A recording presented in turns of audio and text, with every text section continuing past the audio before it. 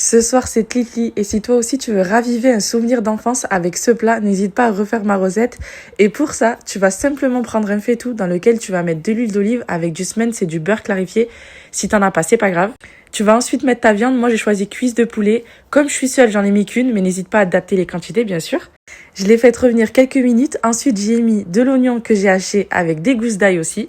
J'ai ensuite rajouté une tomate que j'ai bien hachée aussi. J'ai fait revenir quelques minutes et là, je suis passée aux épices, sel, poivre, gingembre, curcuma et surtout le ras el hanout. Je finis par mettre une cuillère à soupe de concentré de tomate, je rajoute l'eau et là, je viens rajouter aussi les carottes et les pois chiches. Après, voilà, chacun met ce qu'il veut comme légumes, moi, c'est ceux que je préfère. Là, je couvre et je laisse mijoter et pendant ce temps, je vais préparer les langues d'oiseau. Dans un saladier, je mets mes petites pâtes. Et je viens y mettre du sel, du poivre et de l'huile neutre. Je mélange et ça part dans le haut du couscoussier pendant 15 minutes.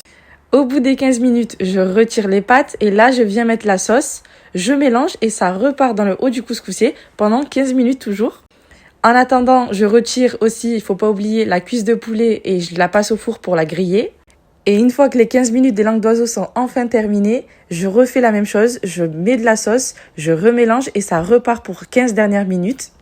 Et voilà, une fois que cette étape est terminée, la sauce en fait elle est déjà prête, le poulet il est déjà grillé, il n'y a plus qu'à monter et il n'y a plus qu'à se régaler. Et voilà, Sahaf Turkoum et surtout n'oubliez pas de vous abonner parce que